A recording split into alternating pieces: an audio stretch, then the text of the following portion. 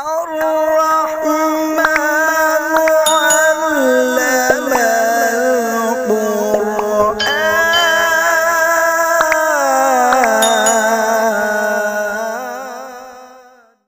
بسم الله الرحمن الرحيم. عن أبي بن كعب رضي الله تعالى عنه قال قال رسول الله صلى الله تعالى عليه وسلم يا أيها الناس اذكروا الله جاءت الراجفة تتبعها الرادفة جاء الموت بما فيه رواہ ترمذی۔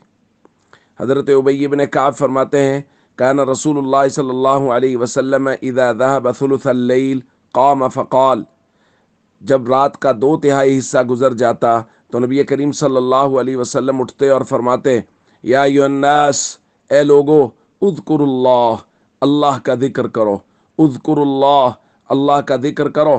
اور پھر حضور فرماتے کھڑکھڑانے والی آ گئی ہے اور اس کے ساتھ ایک دوسری بھی آ لگی ہے۔ پھر فرماتے جاء الموت بما فیہ، موت اپنے تمام تر لشکروں کو لے کے، اپنی تمام تر مشکلات تنگیوں کے ساتھ آ گئی ہے۔ جاء الموت بما فیہ، موت اپنی مشکلات اور تنگیوں کے ساتھ آ گئی ہے۔ دوستو، نبی کریم صلی اللہ علیہ وسلم رات کے پچھلے پہر یہ بات ارشاد فرماتے، اور یہ ہم سب لوگوں کے لیے، یا ایھا الناس، اے لوگو، تمام تر امت کے لیے اللہ کے نبی صلی اللہ علیہ وسلم یہ تہجد کی لاڈلی نماز کا حکم فرما رہے ہیں۔ تہجد کے لیے اٹھو، اللہ کو یاد کرو۔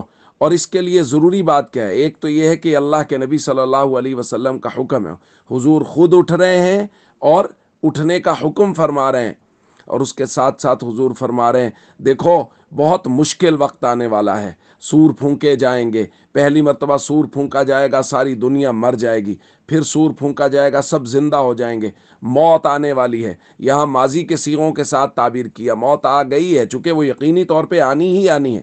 جب کسی چیز کا یقین ہو تو اس کو ماضی کے صیغے کے ساتھ تعبیر کیا جاتا ہے۔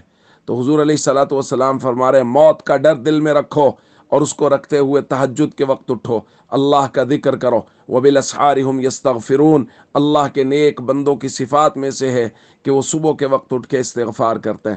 اس لیے ہم سب کو چاہیے اللہ کا ڈر اپنے دل میں رکھیں، نبی کریم صلی اللہ علیہ وسلم کی کامل محبت اور حضور علیہ الصلوۃ والسلام کے عمل اور حضور کے فرامین کے مطابق زندگی گزارنے کی کوشش کریں، اور کوشش کریں تہجد کو اپنا معمول بنائیں۔ حضور خود اٹھ رہے ہیں، اٹھنے کا حکم دے رہے ہیں، اور پھر اس کے بعد موت سے ڈرا رہے ہیں، پھر اس کے بعد قیامت سے ڈرا رہے ہیں۔ یہ تمام تر چیزیں مل کے ہمارے دلوں میں ایک اثر ہونا چاہیے، اور ہم کوشش کریں۔ جب انسان تہجد کے لیے اٹھتا ہے تو طرح طرح کے بہانے دل میں آتے ہیں، یار دن کو مصروفیت ہوتی ہے، سارا دن کوئی نہ کوئی کام کرنا ہوتا ہے، تو اس وقت اٹھیں گے تو سارے معمولات خراب ہو جائیں گے۔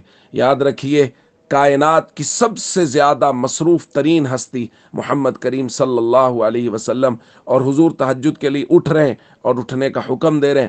اس لیے کوشش کریں کہ ہم لوگ تہجد کا مناسب معمول بنائیں۔ اس کے لیے تھوڑی دیر کے لیے اٹھ کے تہجد پڑھ کے بھلے ہی سو جائیں، اس وقت سوتے سوتے کچھ نہ کچھ تسبیح کریں، لیکن اس کا معمول بنائیں، چونکہ حضور کا زندگی بھر کا یہ معمول ہے، اور حضور اٹھنے کی ترغیب بھی دے رہے ہیں۔